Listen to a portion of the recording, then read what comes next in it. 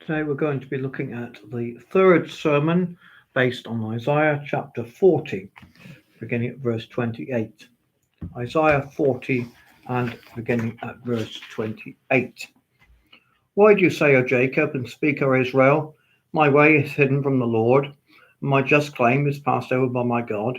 Have you not known, have you not heard, the everlasting God, the Lord, the creator of the ends of the earth, neither faints nor is weary? His understanding is unsearchable. He gives power to the weak, and those who have no might he increases strength. Even the youth shall faint and be weary, and the young men shall utterly fall. But those who wait on the Lord shall renew their strength. They shall mount up with wings like eagles. They shall run and not be weary. They shall walk and not faint. We consider this passage today, the third in this section in the 40th chapter of Isaiah. We're going to be looking at waiting in hope. Often we quote those verses from verse 29 or even verse 28 onwards, but do we take into context the setting which they're in, and do we include a verse 27? Because I would suggest that verse 27 is the key to this passage. As we look at them, we're in danger of missing out this, and this verse, the chapter hinges on it. And if we don't read chapter 40 and verse 27, we miss out on the context of 28 onwards. In chapter 40 and verse 27, Isaiah is speaking about the exiles and their return. And these people here are complaining. Look in verse 27. Why do you say, O Jacob, and speak, O Israel, my way is hidden from the Lord, my just claim is passed over by my God. It's a verse when they are complaining. And how often the theme of complaining has been seen in the Old Testament? How often people complain today? Well, what are they complaining about? And what were God's people complaining about in the Old Testament? Let's go back to the wilderness years. And how many times do we read God's people complained? There were complaints about everything. There were at least 12 occasions in Exodus and Numbers where the people complained. I'll just give you some of them. The people complained about bitter water, Exodus 15. The people complained about being hungry, and God gave them manna. The people complained this time about being thirsty in Exodus 17. The people forsook the Lord, and Lord God orders the Levites to kill 3,000 people because they worshipped the golden calf. And then in Numbers, Miriam and Aaron complained about the leadership of Moses, and this was not to be the first time that Moses was complained about. There were several other times, and the Lord cursed Miriam with leprosy. Numbers 14, we see how the people complained about the difficulty of conquering the land. They said there were giants in the land. How are we going to manage to conquer this land? They refused to enter the promised land. And then the people complained again and wanted to kill Moses in Numbers 14. They wanted another leader. They said, Moses, we want somebody else to replace you. And then the leaders themselves rebelled against Moses in Numbers 16. People complained again, and they accused Moses of killing God's people following the events of number 16. And Moses is in this position where at least 5 times he comes before God and he intercedes, he prays for the people before God.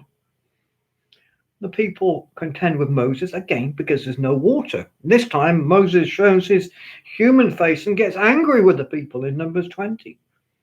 Then finally in Numbers 21, the people complain both against God and against Moses. And Numbers 21, the situation that God brings is the people are bitten by these fiery serpents, and the brass image is set, and the Hishtun is set up on the pole, and the people are told to look at the image, and having looked at the image, they will live. So the sin of the people. And the sin of the people here is seen in Isaiah. Remember where we are in the history of the nation. the attitude of the exiles. They are complaining. They are asking, are we outside of God's promise? Does this no longer apply to us? They are asking because of the sin, the people, and the exile that they are in. Are they outside God's vision for them? We read that my way is hidden from the Lord. My cause has been disregarded. So what's God's response through Isaiah? To this, Isaiah responds that to think of in a way where they have too low a view of God. And he's reminded them already who God is in chapter 40. And again, we have this picture in verse 28 of God's greatness. Have you not known? Have you not heard? The everlasting God, the Lord, the creator of the ends of the earth, neither faints nor is weary. His understanding is unsearchable. This portrait, as we saw the previous week, about God's greatness, the God of creation, who alone is in charge of creation, the all-wise God, the God who cannot be compared to any other. God's endless power, God's wisdom, and his ability to share that power with the weak and the weary. So here we see the being and the person of God. How can you say such things about God? Verse 27, my way is hidden from the Lord, my case is forgotten. You know perfectly well who God is and what he is like. He knows your situation perfectly. He knows it intimately. He can and he will do something about it. And Isaiah takes this word picture to portray the things that are happening and the things that can happen, that even young men cannot keep themselves going. Even youths shall faint and be weary because they're not self-generating. What do men, what do young men, what do all men need? They're dependent on outside sources for their strength. Food, exercise, sleep, regenerating. But it's not, God is not like that. He's self-generating. Means he has that abundant strength to give to those who wait in hope for him.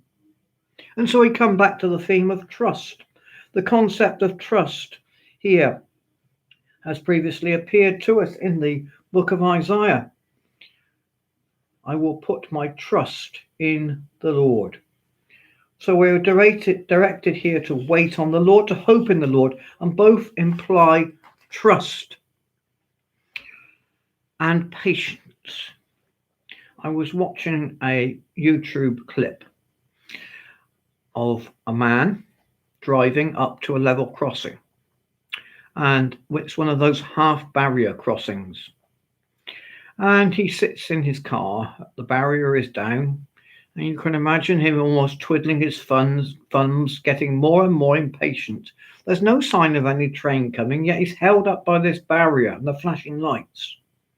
So he gets out of his car and he looks up the track. He looks one way and he looks the other way. There's no train coming. He moves his car around the half barrier, almost onto the track.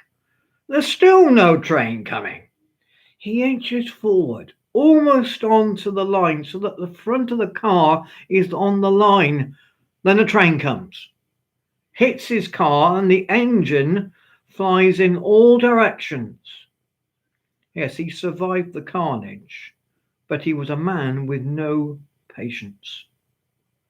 And to wait on God is simply not just marking time, just waiting, but it's living in the expectation of what God will do on our behalf. It's refusing to run ahead of him, trying to solve our own problems for ourselves. Think of Jonah. Jonah, who decided what he was going to do. He wasn't going to wait and obey God. Read through Psalm 27, and there we have those commands of being trusting, of delighting, of committing our way to the Lord, of being still in his presence. And Isaiah is calling upon the people to trust God to bring problems, to solve their problems. He calls on these exiles in the age that he is in. They are worn out, they're weary, they can hardly believe there's any future for them. But the God of all strength comes to them in their time of need. And we look at the promises in detail there from verse 27 down to verse 31, particularly the promises that God gives. Isaiah has been presenting this picture of who God is really like. And he wants to put things in a proper perspective when we see God who he is. And verse 28 onwards, God knows all about us. God cares for us. Yes, we may be feeling weary, but if we take these promises, we are to soar on wings like eagles. We are to glide over the mountaintops. He's saying it all hangs on the theme of weariness here. First of all, Isaiah is telling us something about God. Verse 28 in detail. Have you not known, have you not heard, the everlasting God, the Lord, the creator of the ends of the earth, neither faints nor is weary. His understanding is unsearchable. It tells us three things that we are liable to forget when things are tough. When we're feeling weary, when doubts crowd in, ways that we dishonor God. Firstly, we fail to remember that God is everlasting. Do you not know, have you not heard, the Lord, the everlasting God? God is not subject to change like we are. We all change, we all grow old. And the writer to the Hebrews, in contrast, describes Jesus as the same yesterday, today, and forever. So God does not change, his love does not change, his covenant promises do not change. And this faithfulness of God is one of Isaiah's great themes. What God has done in the past, he can still do today. What he did for believers then, he can do for us today. For he's above the stresses and strains of our lives. When situations threaten to bend us out of shape, when we don't know where we're going, we fail to remember God is everlasting. We fail to remember God's majesty. Verse 28, God does not grow weary. The second thing, God does not grow weary. There are times when we grow weary, when difficult situations come upon us. We grow tired and weary, both mentally and physically. But there is no situation too difficult, too complex for God. There is no need for us to think about certain situations that we're going through that make him weary, because he cannot grow weary. He will not grow tired or weary. His energy is never fully spent. And thirdly, we fail to remember that God knows all about us. Isaiah's hearers here thought that God didn't understand what they were going through, but this was far from the truth. We read there, his understanding no one can fathom. His understanding is unsearchable. And our translations in English means that no one can fathom. We can't see the depth of his wisdom, his understanding. This is a time written when Sennacherib had tried to overrun the city of Jerusalem. And was it surprising the people had complained? But Isaiah is drawing attention of his readers to the fact that God knows all about them. He understands them. He knows us by name, as we'll see in chapter 43. He knows our situation. He knows our frame, Psalm 103 says. He knows our frame. He remembers that we are dust. So when things get tough, has God forgotten to be with us? Is God too busy governing the universe? Is God concerned about us? God is concerned. God is intimately concerned. Do you not know? Have you not heard? The Lord God, the everlasting God, the creator of the ends of the earth, He will not grow tired or weary. His understanding no one can fathom.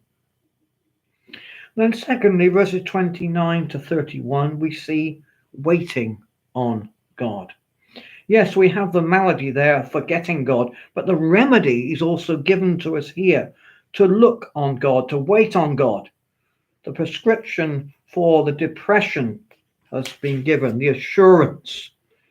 He gives strength to the weary and increases the power of the weak.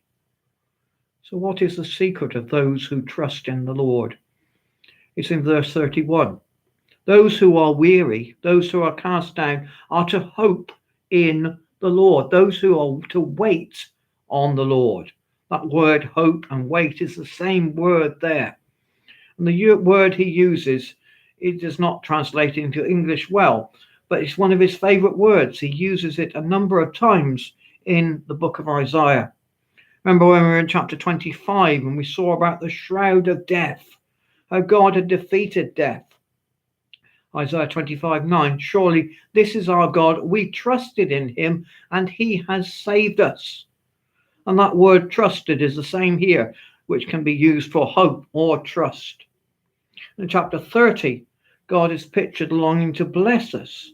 The Lord longs to be gracious to you. He rises to show you compassion. Blessed are all who wait for him. Isaiah 30:18. Wait is the same word again. So we have at least 3 word thoughts there from this one word. Patience, that we should be patient. The word there, English in the word, is the word to wait. And it introduces us, tells us something that we don't like doing. We don't like waiting, do we? And perhaps even more so than a few years ago. Waiting is not popular. People like things instantly. We live in an instant society where people want it now. They want answers now. They want results now. They don't want to have to wait. Isaiah is saying that you will have to learn to wait. You can't have it all now. So there's a need for wait, to be patient. The Christian life is not a life of having all the answers, of being impatient with God. But the word patience here speaks of a tension of holding something like a rubber band being stretched. And patience is also interchangeable with Lamentations chapter 24, chapter 3 and verse 24. You know that passage well, where about God's compassion. Lamentations 3 and verse 24. The Lord is my portion, says my soul. Therefore I hope in him. God is good to all who wait for him, to the soul who seeks him. It's good that one should hope and wait quietly for the salvation of the Lord. Jeremiah is speaking about the sorrows, the sufferings, and he's dealing about waiting in God's time. So firstly, there's a need for patience for waiting. Secondly, there is a need for trust. And those words of Isaiah could be read as those who trust in the Lord will renew their strength. We may have questions, we may have doubts, we may be twisting around, we may be writhing, we may be being stretched in every direction, but we should be those who trust in God, taking that step of trust, of faith. Isaiah here is talking to those who are depressed and seeking to them, telling them to persevere in their faith. The times when it seems that God had forgotten them, and maybe we feel like that. There are times when God has forgotten us, when we have difficulties, when we feel faint and weary, when we feel like giving up. But we're not to give up. We're to look up to the eagle who soars on high.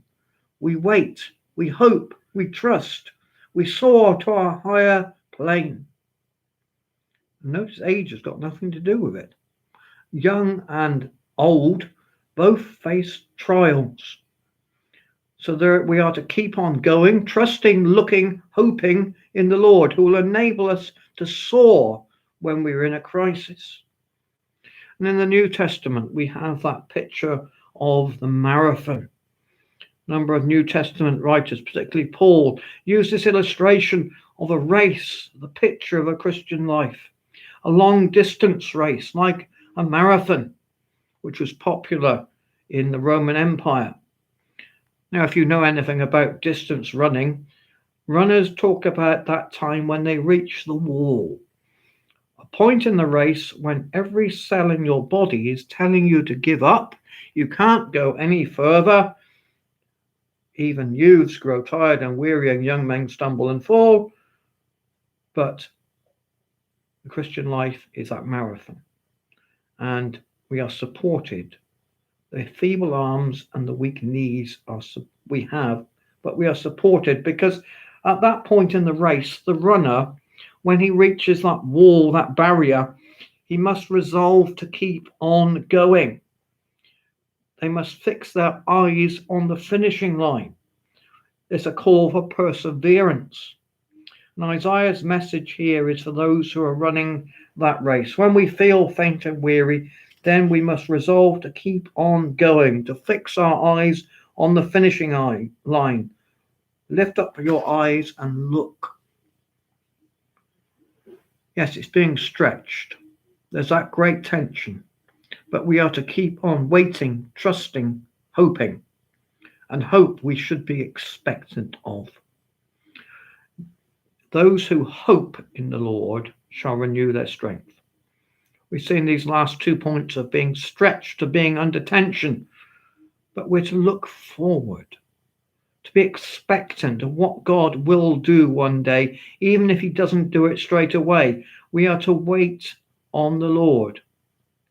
Think of those characters in the Old Testament who were undergoing trials, who exercised patience. There was Joseph, put in prison there for crimes which he did not commit. Yet there in prison, he waited. He waited to that time when he would be released, when God had given him a job to do after those many long years in prison. Job, in his suffering, he waited, and in the end, we read Job's end was better than his beginning. Daniel and the lion's den. Daniel, being forbidden to pray, waited on God in adverse times. And it was William Carey who said, I can plod. These men and many others knew what it was to patiently plod, to wait, to walk.